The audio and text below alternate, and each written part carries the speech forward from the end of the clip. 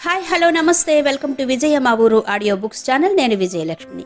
Friends, నవల స్రవంతిలో మరో చక్కటి నవలతో మళ్ళీ మీ ముందుకొచ్చాను. మీరు మెచ్చే మీకు నచ్చే ఈ నవల మొదటి భాగం ఈరోజు వినిపించబోతున్నాను. మరి ఈరోజు మీకు వినిపిస్తున్న నవల యద్దనపూడి సులోచనారాణి గారి నీరాజనం నవల. మరి కథలోకి వెళ్లే ముందు యాజ్ యూజువల్ ఒక చిన్న రిక్వెస్ట్ అండి. ఆడియో పూర్తిగా వినండి. నచ్చితే గనక తప్పకుండా లైక్ చేయండి, షేర్ చేయండి, కామెంట్ చేయండి. అలాగే ఇలాంటి చక్కటి నవలలు వినాలనుకుంటే తప్పకుండా మన ఛానల్ని సబ్స్క్రైబ్ చేసుకోండి.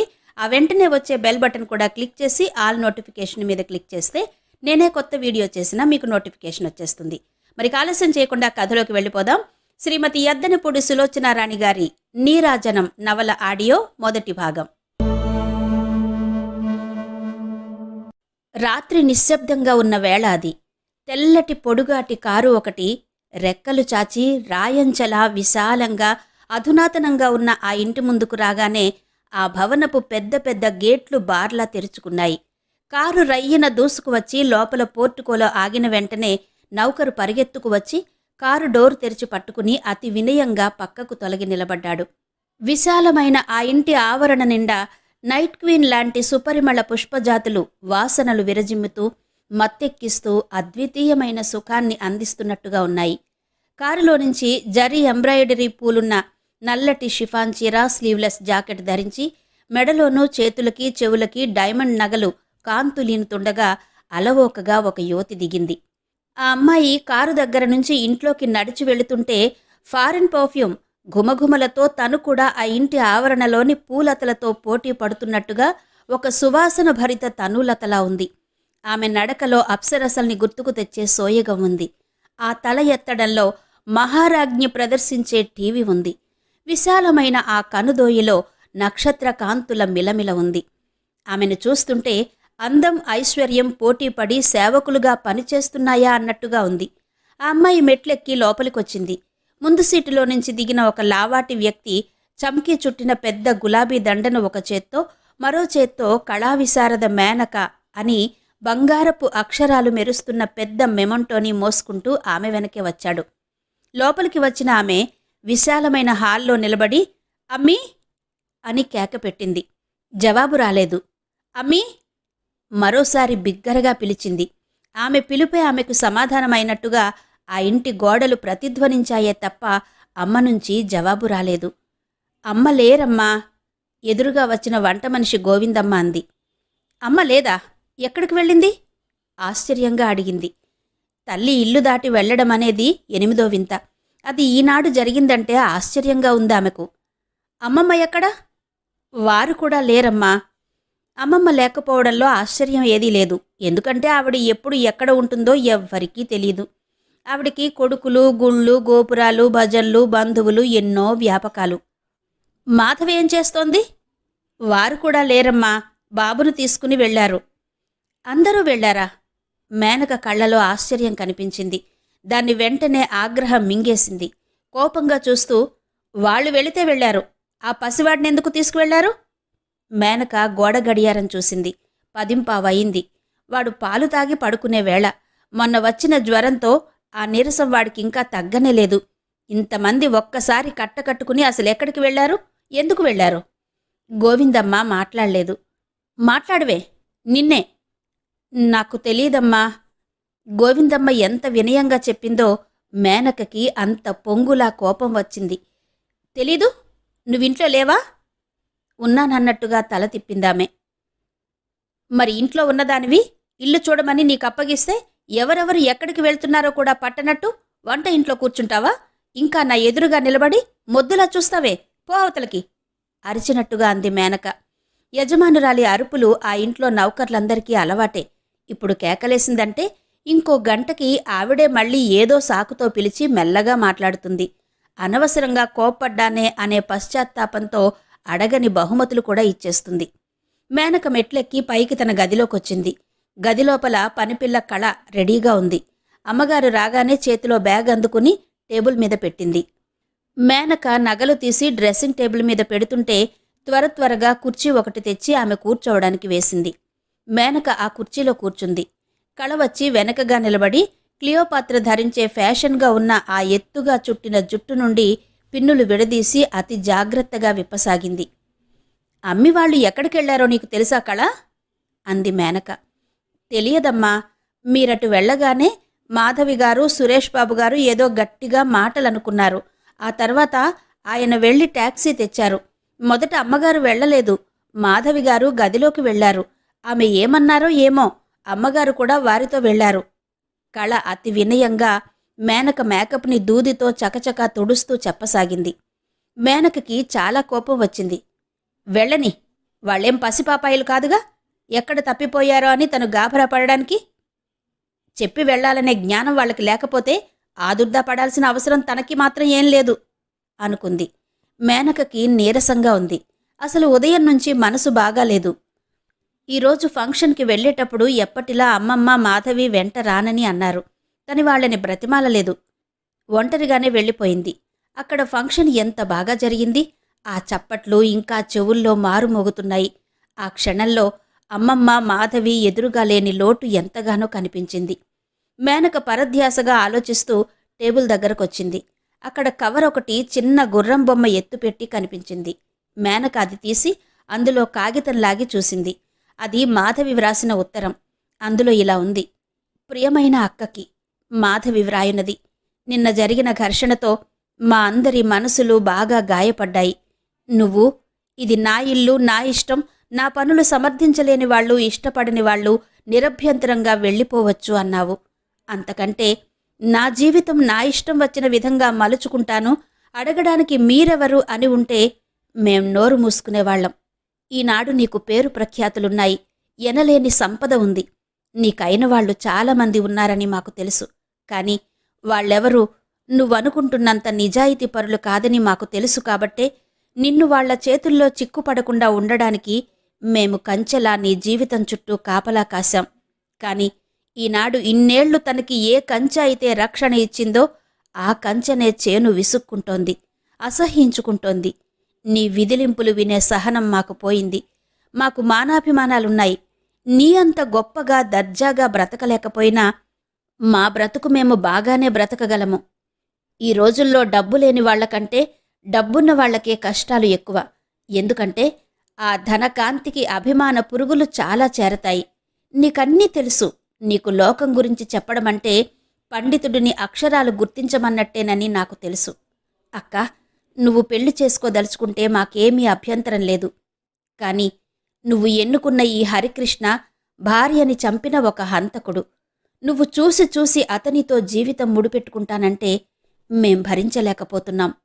నీ ఆప్తులుగా నిన్ను వారించడం మా ధర్మం. అతను తన మాటల మాయాజాలంతో నీ కళ్ళకి జీవితాన్ని రంగుల కలగా కనిపించేటట్టు చేశాడు. అతన్ని పెళ్లి చేసుకుంటే నువ్వు పొందేదానికంటే పోగొట్టుకునేదే ఎక్కువ. పేరు ప్రఖ్యాతులు గల మేనక ఎవరిని పెళ్లి చేసుకుంటోంది? ఒక హంతకుడిని, భార్యని నిర్దాక్షిణ్యంగా చంపిన ఘోర కిరాతకుడిని. అక్క, దయుంచి ఈ మార్గం నుంచి వెనక్కిరా. నిన్ను వెనక్కి తీసుకురాకపోతే మేమే నీ దారికి తొలగడం శ్రేయస్కరమని భావించాము. అందరూ నీ కర్మ అని వదిలేశారు. నాకింకా ప్రయత్నం చేయాలని ఉంది. సురేష్ని నిన్న నువ్వు అన్న మాటలు చాలా గాయపరిచాయి. అతనింక ఒక్క క్షణం కూడా ఈ ఇంట్లో ఉండనని అంటున్నాడు. నేనతని భార్యని. అతని వెంటే వెళ్ళిపోవడం నా ధర్మం. నా ధర్మం నేను నెరవేరుస్తున్నాను. అమ్మ కూడా నాతో వస్తానని అంది. అక్క, అమ్మ ఎంత కుమిలిపోతుందో తెలుసా? కుళ్ళి కుళ్ళి ఏడుస్తోంది. అమ్మ అంటే నీకెంత ప్రాణం, నేనంటే నీకెంత ఆపేక్ష. ఈ అపేక్ష, అంతఃకరణలు నీలో ఏమైపోయినాయక్క? బాబుని నాతో తీసుకువెళ్ళక తప్పదు. నాకు తెలుసు, వాడు బెంగపడతాడు. ఎంత హాయిగా ఆనందంగా ఉండేవాళ్లం మనం. ఎక్కడి నుంచి వచ్చాడక్క ఈ హరికృష్ణ? మనందరి జీవితాల్లోకి శనిలా దాపురించాడు. లేకపోతే ఏనాడైనా నువ్విలా ప్రవర్తించావా? అక్క, ఆఖరిసారిగా చేతులు జోడించి ప్రార్థిస్తున్నాను. మేం మా మనసుల్లో బాధ నీకు తెలియచేయడానికే ఈ ఇల్లు విడిచి వెళుతున్నాం. మేము నిజంగా నీకు కావాలని అనుకుంటే నువ్వు మా కొరకురా. జరిగిందంతా మరచిపోదాం. ఎప్పటిలా ఒకే గూటి పక్షుల్లా హాయిగా ఆనందంగా ఉందాం. హరికృష్ణ వ్యామోహంలో నుంచి బయటపడక్క. దయుంచి నువ్వు బయటపడి మమ్మల్ని ఈ బాధలో నుంచి బయటకు లాగు. అమ్మ మనసేంటో నీకు తెలుసు. ఈ వయస్సులో ఆవిడికి నువ్వు దుఃఖం కలిగించడం న్యాయం కాదు. చివరి మాటగా చెబుతున్నాను. నీకు హరికృష్ణ కావాలో మేము కావాలో నువ్వే నిర్ణయించుకో. హరికృష్ణని వదిలేయగల ధైర్యం, మనోబలం నీకుంటేనే మాకోసం రా. లేకపోతే మా ముఖాలు చూడొద్దు. ఇక మా పేరు కూడా ఎత్తవద్దు. ఇదే ఆఖరి ఉత్తరం, కడపటి నమస్కారం. నువ్వు మమ్మల్ని వదలవు అనే గంపెడాశతో వెళుతున్నాను. అక్కా, ఒక్కసారి మన చిన్నతనం గుర్తు చేసుకో. అమ్మమ్మ మన కోసం పడిన బాధలు గుర్తు తెచ్చుకో. అప్పుడు మనకి ఎవరున్నారు? ఈ హరికృష్ణ అప్పుడు ఎక్కడున్నాడు? మన దరిద్రంలో, మన బాధల్లో మనం ఒంటరిగా జీవితంతో యుద్ధం చేశాము. ఇప్పుడు పేరు ప్రతిష్టలొచ్చాయిగా. నీకు ఒక హరికృష్ణే కాదు, 1000 మంది రామకృష్ణలొస్తారు. నీ కనుసన్నల్లో నిలబడాలని తహతహలాడతారు. ఈ విషయం నువ్వు అర్థం చేసుకోలేకపోతే అది మా దురదృష్టమే కాదు, నీ దురదృష్టం కూడా. నీలాంటి డబ్బు, పరువు, అందంగల అమ్మాయికి హరికృష్ణ లాంటి హంతకుడిని చేసుకోవాల్సిన అవసరమేంటో ఒక్కసారి ఆలోచించుకో. అంతేకాదు, నీ కష్టంలో, బాధలో తోడుగా నిలిచిన మమ్మల్ని నువ్విప్పుడు ఇంత క్షోభ పెట్టడం కూడా న్యాయం కాదు. నువ్వు వ్యక్తిత్వం గలదానివి, ముఖ్యంగా తెలివిగలదానివి. నువ్వే ఆలోచించుకో. మేం లేనినాడు నీ జీవితం కుక్కలి చింపిన విస్తరవుతుంది. ఇది శపించడం కాదక్కా, జరగబోయే యథార్థమేంటో నీకు తెలియచెప్పడం. నేను వెళుతున్నాను. అమ్మ కూడా నా వెంటే వస్తోంది. వెళ్ళేటప్పుడు దేవుడిని ఏమని ప్రార్థిస్తున్నానో తెలుసా అక్క? భగవంతుడా, అక్కకి త్వరగా ఒంటి మీదికి తెలివొచ్చేలా చెయ్యి. హరికృష్ణ పన్నిన ఈ మాయాజాలం నుంచి దానిని రక్షించు అని. ఈ క్షణం నుంచి నువ్వు గుర్తు వచ్చినప్పుడల్లా ఇదే విధంగా ప్రార్థిస్తాను. చూశావా, బాబు నీ మంచం మీద ఎక్కి రానుపో అంటున్నాడు. వాడికి పేరుకు నేను కన్నతల్లినే కాని అసలు తల్లివి నువ్వే కదా. వెళ్ళొస్తాను. నీ చెల్లెలు మాధవి. ఉత్తరం చదవటం పూర్తయ్యేసరికి మేనక ముఖం నిండా చిరుచెమటలు అలుముకున్నాయి. ఉత్తరం పట్టుకున్న వేళ్ల కొనలు కంపించసాగాయి. ఏంటి, వీళ్లంతా తనని వదిలి వెళ్ళిపోయారా? హరికృష్ణ ప్రసక్తి ఎత్తకుండా ఉంటే మళ్లీ వస్తారా? దిగ్భ్రాంతి చెందినట్టున్న ఆమె ఆంతర్యం విశాలమైన ఆ కనుదోయిలో స్పష్టంగా కనిపిస్తోంది. మేనక ఆ ఉత్తరం పట్టుకుని కుర్చీలో కూలబడింది. ఆ ఉత్తరం తన జీవితానికి వాళ్లు చెప్పిన తీర్పులా ఉంది. ఆ తీర్పు శిరసా వహించి వాళ్లకి విధేయురాలిగా జీవితాంతం మిగిలిపోవడమా, లేక ఎదురు తిరిగి తనది అనుకున్న ఒక మార్గం వెంట మౌనంగా నడిచి వెళ్ళిపోవడమా? హరికృష్ణ హంతకుడు, హంతకుడు. అదే మాట. అతను జైలులో ఉన్నాడు. కోర్టింకా అతను హంతకుడు అని తీర్పు చెప్పలేదు, శిక్ష విధించలేదు. అయినా సరే లోకమంతా తీర్పు చెప్పేసింది. అతను హంతకుడేనని తీర్మానించింది. హంతకుడని అతని జీవితం మీద ముద్ర వేసేసింది. ఇది ఎంత అన్యాయం! కొన్ని పరిస్థితుల్లో దురదృష్టవశాత్తు మనిషి సాలెగూడులో ఈగలా చిక్కుకుపోతాడు. అతను బయటికి రావడానికి ప్రయత్నం చేస్తూ గిలగిలలాడుతుంటే ఈ లోకం సానుభూతి చూపించదు. ఆ ఈగ అందులో చిక్కి చచ్చిపోతే ఆనందిస్తుంది. అదొక భయంకరమైన మనస్తత్వం. కళ నైట్ గౌన్ తెచ్చి అందించింది. అమ్మా, పిలవబోయిన కళవైపు విసురుగా చూసింది. నన్ను మాట్లాడించకు, ఇక్కడి నుంచి వెళ్ళు, కసిరినట్టుగా అంది. కళ నిశ్శబ్దంగా నైట్ గౌన్ అక్కడ పెట్టి వెళ్ళిపోయింది. ఇంతలో గదిలోకి గోవిందమ్మ వచ్చింది. భోజనం వడ్డించానమ్మా. ఆ కంఠం అతి అణకువగా ఉంటుంది. ఒక్క గోవిందమ్మే కాదు, ఆ ఇంట్లో అతి చిన్న వయస్సు గల కళ దగ్గర నుంచి అతి పెద్ద వయస్సు గల సెక్రటరీ నాగలింగం వరకు అలా నమ్రతగా మాట్లాడతారు. మేనక ఎంతో జాగ్రత్తగా నేర్పిన క్రమశిక్షణ అది. నాకాకల్లేదు అంది మేనక. ప్రొద్దుట కూడా మీరేం తినలేదమ్మా. తినకపోతే నేనేం చచ్చిపోన్లే, మేనక అరిచింది. నీ బలవంతంతో నన్ను చంపకు. నాకు ఆకలి వేస్తే నేనే తింటాను. నన్ను మాట్లాడించకండి. నా తల నొప్పితో పగిలిపోతోంది. దయుంచి నా దగ్గరికి ఎవరూ రాకండి. పొండి, అంతా పొండి, అందరూ వెళ్ళిపోండి. మేనక అరుపులకి హడలిపోయిన గోవిందమ్మ పరుగెత్తినట్టుగా ఆ గదిలో నుంచి వెళ్ళిపోయింది. వెళ్ళిపోతూ వెనక్కి తిరిగి చూసింది. బాప్రే! మేనక కళ్లలో ఆగ్రహం నిలువెత్తు జ్వాలలా భగ్గుమంటోంది. గోవిందమ్మ గభాల్న గది తలుపులు దగ్గరగా మూసి వెళ్ళిపోయింది. మేనక ఆమె వెనకే వెళ్ళి దఢాల్న తలుపుల్ని మూసివచ్చింది. ఉసూరుమన్నట్టుగా తల పట్టుకుని కుర్చీలో కూలబడింది. ఎదురుగా టేబుల్ మీద మాధవి వ్రాసిన ఉత్తరం కనిపించింది. మేనక ఆగ్రహం పట్టలేనట్టుగా పిడికిలి బిగించి ఆ ఉత్తరం మీద బలంగా గుద్దింది. బహుశా మాధవి ఎదురుగా ఉంటే ఆ దెబ్బ మాధవి ముఖానికి తగిలి ఉండేదేమో. మేనక కుర్చీలో నుంచి లేచింది. వెళ్ళిపోయారా? తనని వదిలేసి వెళ్ళిపోయారా? తను అంత ఘోరమైన అపరాధం ఏం చేసిందని? ఒక మనిషితో చనువుగా ఉండడం తప్ప హరికృష్ణతో తన ప్రవర్తనకి వాళ్లు అంత కుశంకలు ఎందుకు వెతకాలి? తనేమైనా చిన్నపిల్ల? తన భవిష్యత్తు గురించి తనకు తెలియదు? మేనక లేచి పిడికిళ్ళు బిగించి ఆ గదిలో అటూ ఇటూ తిరగసాగింది. వాళ్లు వెళ్ళిపోయారా? అమ్మి కూడా వెళ్ళిపోయిందంటే అది అమ్మికి స్వతహాగా వచ్చిన ఉద్దేశం కాదు, వాళ్లు ఎక్కించిన ఆలోచన. అమ్మికి అసలే భయం. ఆవిడ జీవితమంతా తను ఏమైపోతుందనే ఆందోళనే. డబ్బు లేనినాడు భయమే, డబ్బు ఉన్ననాడు భయమే. తనను వాళ్లంతా వదిలేస్తారా? ఏమనుకుంటున్నారు? వాళ్లు లేకపోతే తను చచ్చిపోతుందని అనుకుంటున్నారా? మేనక తల విదిలించింది. నేనేం తప్పు చేశానని వెళ్ళి వారి ముందు చేతులు కట్టుకుని నిలబడను? నేనేం తప్పు చేయలేదు. హరికృష్ణ సంగతి ఎత్తవద్దని, అది తన స్వవిషయమని 100 సార్లు 1,00,000 సార్లు చెప్పింది. అయినా వినరు. వాళ్లకి ఆ సంగతే కావాలి. పట్టుదలగా మళ్లీ మళ్లీ ఆ మాటే ఎత్తుతారు. మేనక కోపం నిగ్రహించుకుంది. బట్టలు మార్చుకుని నైట్ గౌన్ వేసుకుంది. భుజాల మీద లూజుగా వదిలేసిన జుట్టుని రిబ్బన్తో కట్టింది.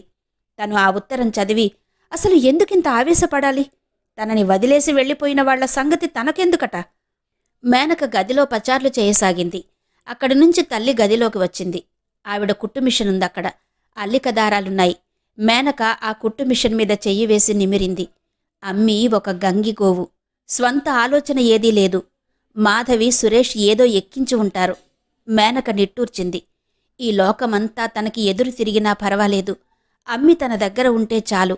మేనకకి హఠాత్తుగా కళ్ల నిండా నీళ్లు తిరిగాయి. ఈరోజు ఎంత ఆనందంగా వచ్చింది తను. అమ్మి ఏ ఫంక్షన్కీ రాదు. అసలు ఇంట్లో నుంచి బయటికే రాదు. ఏ రాత్రివేళనో తను బలవంతంగా కారులో షికారు తీసుకువెళ్లేది. ఆవిడ లోకమంతా ఆ చిన్న గదిలోనే. ఆ కుట్టు మిషను, ఆ రంగుదారాలు, ఆ అల్లిక బుట్టలు, అవే ఆవిడికి స్నేహితులు. అలాగని ఆవిడ ముఖంలో ఒక్కనాడు కూడా రవ్వంతైనా అసంతృప్తి తను ఏనాడూ చూడలేదు. ఆ ముఖంలో అమాయకమైన చిరునవ్వు, పవిత్రత. మేనక ఎన్నోసార్లు తల్లి మెడ చుట్టూ చేతులు పెనవేసి, అమ్మీ, నీలాంటి గంగిగోవుకి నాలాంటి రాక్షసి ఎలా పుట్టింది? నేనసలు నీ కూతుర్నేనా అనేది. ఆవిడ తల నిమిరేసి బుగ్గమీద ఒక్కటి వేసి నవ్వేది. పిచ్చి, నువ్వు పులిబిడ్డవు అంటూ నవ్వేది. పులిబిడ్డనా, పిల్లిబిడ్డనా రెట్టించేది తను. నోరు మూసుకో ఆవిడ కసిరేది. మేనక అక్కడ్నుంచి మాధవి గదిలోకొచ్చింది. ఆ గదంతా కలియ చూసింది. గులాబీ రంగు గోడలు, పాలనురగలాంటి దుప్పటి పరిచిన పెద్ద మంచం, అందమైన టేబుల్ లైట్. మాధవి పెళ్లైనప్పుడు ఈ గదిని తనే స్వయంగా అలంకరించడం గుర్తుకొచ్చింది. మేనక ఆ మంచమంచున కూర్చుంది. మాధవి ఎంత పరుషంగా ఆ ఉత్తరం రాసింది. అది వ్రాసేటప్పుడు ప్రేమమయ్య అయిన అక్కకి వ్రాస్తున్నాను అనే ఆలోచన రాలేదా? నీ జీవితం కుక్కలు చింపిన విస్తరవుతుంది. ఉత్తరంలో మాటలు గుర్తుకొచ్చాయి. అబ్బా! మేనక కళ్ళు మూసుకుంది.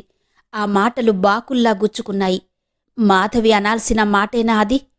మాధవి కాలేజీకి వెళితే తను వెళ్ళినట్టుగా సంబరపడింది. మాధవి సురేష్తో ప్రేమలో పడితే అది పెళ్లిగా స్థిరపడేటట్టు తను సాయం చేసింది.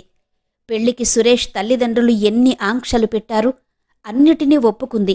మాధవి సంసారం చేస్తూ ఆనందంగా ఉంటే ఆ ఆనందం తను పొందుతున్నట్టే సంబరపడింది. మాధవికి బిడ్డ పుడితే ఆ బిడ్డ తన బిడ్డగానే భావించి 7 మల్లెపువ్వుల ఎత్తుగా గారాబంగా పెంచింది. ఇంటిలో నౌకర్లందరికీ తనంటే హడలు. బాబుని కంటికి రెప్పలా చూస్తారు. తను ఇంటికి రాగానే చేతులు చాస్తూ ఎత్తుకోమని ఎదురు వచ్చేవాడంటే తనకి ఎంత ప్రేమ! వాడిని ఎత్తుకుని గుండెలకు హత్తుకుని ముద్దు పెట్టుకోవడంలో బహుశా ఏ కన్నతల్లి అంత ఆనందం, పరవశం చెందదేమో. మాధవికి తన ఈ గుండెల్లో పొంగిపొరలే ప్రేమ తెలియదా? ఇప్పటికే అమ్మమ్మ, మావయ్యల తరపున అయిపోయిందని తను బాధపడుతుంటే మాధవి, అమ్మీ కూడా తనను వదిలేసి ఒంటరిదాన్ని చేశారు. హరికృష్ణని ప్రేమించినందుకు, అతను జీవితంలో కావాలని కోరుకుంటున్నందుకు వాళ్లు తనని నిర్దయగా శిక్షిస్తున్నారే తప్ప తన మనసును గురించి రవ్వంత కూడా ఆలోచించటం లేదు. హరికృష్ణ అంటే వాళ్లకు గిట్టదు. సహజమే. ఎందుకంటే అతను వారితో పాటు సమంగానా? కాదు, అంతకంటే ఎక్కువగానే తన మనసులో స్థానం సంపాదించుకున్నాడు. తనని వారి నుంచి దూరం చేస్తాడేమోనని వారి భయం.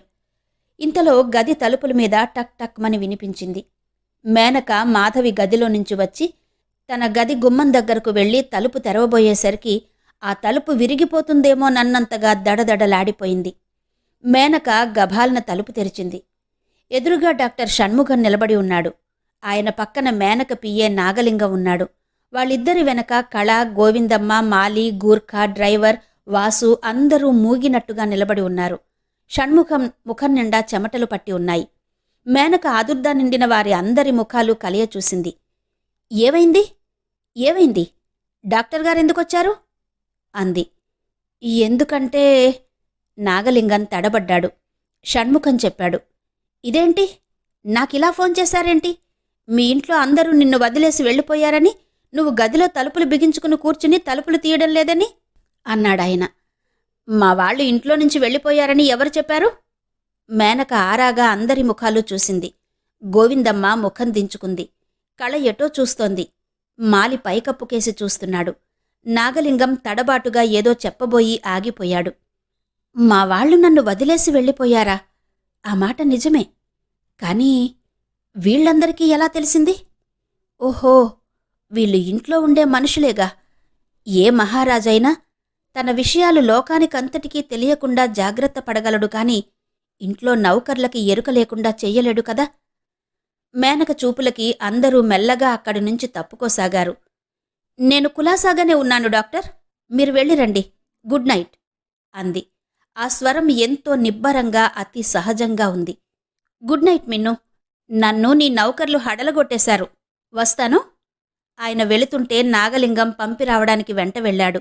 మేనక గోవిందమ్మని పిలిచింది. మీరంతా అన్నాలు తిన్నారా? ఆవిడ లేదన్నట్టు చూసింది. ఇంతసేపు ఎందుకు తినలేదు? వెంటనే వెళ్ళండి, తినండి కసిరింది మేనక. అందరూ నిశ్శబ్దంగా అక్కడి నుంచి వెళ్ళిపోయారు. మేనక తన గదిలోకి తిరిగి వచ్చింది. ఈసారి తలుపులు వేయలేదు. వారు చేసిన అలజడికి ఆ క్షణంలో విసుగు కలిగినా ఇప్పుడు ఎంతో సంతోషంగా అనిపిస్తోంది. తన మనసుకి కష్టం కలిగిందని వాళ్లు గ్రహించారు. ఆవిడ సంగతి మనకెందుకులే అని వాళ్ల మానాన వాళ్ళుండిపోలేదు. తను ఏ అఘాయిత్యం చేస్తుందోనని డాక్టర్ గారిని పిలిపించారు. మేనకకి ఆ క్షణంలో వాళ్లంటే ఎనలేని కృతజ్ఞత కలిగింది. డబ్బు మనిషికి సంపాదించి పెట్టే విషయాల్లో ఈ విశ్వాసం ఒకటి అనిపించింది. మేనక చాలాసేపు అక్కడే కూర్చుంది. గడియారం 2 గంటలు కొట్టింది. మెల్లగా లేచి యువతలికొచ్చింది. లైట్లు తీసి ఉన్నాయి. ఒక్క హాల్లో లైటు మాత్రం వెలుగుతోంది. ఇల్లంతా అతి నిశ్శబ్దంగా ఉంది. మేనకకి భయం వేసింది. రైలింగ్ మీద చెయ్యి వేసి ఒక్కొక్క మెట్టే దిగి రాసాగింది. మేనకకి చిన్నప్పటినుంచి రాత్రన్నా నిశ్శబ్దమన్నా భయమే. ఒంటరిగా అస్సలు ఉండలేదు. మాధవి అమ్మీ నన్ను వదిలి ఎందుకు వెళ్లారు? మేనకకి ఇప్పుడు కోపంగా అనిపించడం లేదు. మనసు శూన్యంగా ఉంది. హాలు మధ్యగా వచ్చి ఆగింది. అక్కడంతా అత్యంత ఖరీదైన అలంకరణ సామగ్రి ఉన్నాయి. మేనకకి ఆ హాలు చాలా పెద్దగా ఉన్నట్టుగా అనిపించింది. టేబుల్ మీద మెమంటో ఉంది. ఈ హడావిడిలో అందరూ దాని సంగతి మర్చిపోయినట్టున్నారు. దాని పక్కన గులాబీ పూల దండ కూడా అలాగే ఉంది. మేనక ఆ మెమంటోని చేతితో తడిమింది. ఎంత బాగా అయింది ఫంక్షన్! మేనక చెవుల్లో వర్షపు జల్లులా చప్పట్లు మారుమోగసాగాయి. ఫ్లాష్ బల్బులు వెలుగుతున్న మెరుపులా ఎన్నెన్నో ముఖం మీద పడ్డాయి. మేనక అక్కడున్న మెత్తటి సోఫాలో కూర్చుంది. కాళ్లు పైకి పెట్టి ముడుచుకుపోయిన పిల్లి కూనలా కూర్చుంది. ఇందులో ఏది నిజం? బయట వెలుగుమయమైన ఆ జీవితమా, లేక ఇంట్లో చీకటిలాంటి ఒంటరితనమా? స్టేజి మీద తను మెమంటో అందుకుంటుంటే ఎన్ని వందల కళ్ళో తనని ఆసక్తిగా గమనిస్తున్నాయని తనకు తెలుసు. తన అదృష్టానికి, ఐశ్వర్యానికి అవి అబ్బురపడుతున్నాయి, ఈర్ష్యపడుతున్నాయి కూడా. కాని ఎవరికి తెలుసు తన జీవితం బయట వెలుగు, లోపల చీకటి అని? మేనక వెనక్కి తల ఆనించింది. ఛీ, మళ్ళీ అదే ఆలోచన, మళ్ళీ అదే ఉత్తరం. ఆ ఉత్తరంలో మాటలు 1000 బాకుల్లా తనని ఎడాపెడా వచ్చి గుచ్చుకుంటున్నాయి. ఆ బాధ భరించలేకపోతోంది. వాళ్లంతా సుఖంగా ఉన్నారు. సుఖంగా ఉండడానికి తను ఎంతో శ్రమపడింది. అయినా వాళ్లకి కించిత్తు కూడా గౌరవం లేకపోయింది. మేనక మనసు నిండా శూన్యం, అపరిచితమైన శూన్యం. ఈ శూన్యంలో ఏది దరీదాపు తెలియటం లేదు. ఈ ఒంటరితనం భరించలేకుండా ఉంది. ఈ సమయంలో చేయూతగా నిలవాల్సిన హరికృష్ణ జైలులో కటకటాల వెనక చేయని తప్పుకి నింద పొంది శిక్ష అనుభవించడానికి సిద్ధంగా ఉన్నాడు. అతని జీవితం ఓ సుడిగుండంలో చిక్కుకుంటే తన జీవితం మరో సుడిగుండంలో ఇరుక్కుపోయింది. నిజానికి తన వయస్సు ఎంత? ఇంకా 26 సంవత్సరాలు నిండలేదు. అయినా ఎన్నెన్ని అనుభవాలు! మామూలుగా అయితే ఆడపిల్లలు ఈ వయసుకి పెళ్లి చేసుకుని వైవాహిక జీవితంలో అడుగుపెట్టి ఇల్లు, పిల్లలు, భర్త అంటూ ఒక లోకం ఏర్పరచుకుంటారు. అదేం కర్మమో! చిన్నప్పటినుంచి తన జీవితం ఆడపిల్లగా కంటే మగపిల్లవాడిలాగానే జరుగుతూ వస్తోంది. తనకి ఊహ తెలిసినప్పటినుంచి ఇంటి కోసం, అమ్మ కోసం, మాధవి కోసం, అమ్మమ్మ కోసం బయట లోకంతో పోరాడుతూనే వచ్చింది. మేనక నిట్టూర్చింది. ఆనాడు డబ్బు లేక జీవితంతో యుద్ధం, ఈనాడు డబ్బు అధికమై పోరాటం. ఇప్పుడే కాదు, చిన్నప్పుడు 10 సంవత్సరాల వయసుకే ఎంతో ఆరిందాలా ప్రవర్తించేది తను. ఇంటి పరిస్థితులు అలా తయారు చేశాయి. దరిద్రంలో పుట్టడం, తెలివితేటలుండడం, ఈ రెండూ తన జీవితానికి వరాలుగా కనిపిస్తూనే శాపాలయ్యాయి. చిన్నప్పుడు ఎలా ఉండేది తను? మేనక మనసు గత స్మృతులలోకి చొచ్చుకుపోయింది. ఇంతవరకు శ్రీమతి యద్దనపూడి సులోచనారాణి గారి నీరాజనం నవల ఆడియో మొదటి భాగం విన్నారు కదా. మిగిలిన కథ తర్వాతి భాగాల్లో వివరిస్తాను. మరంతవరకు ఈ ఆడియో మీద మీ అభిప్రాయాల కోసం ఎదురుచూస్తూ మీ విజయలక్ష్మి.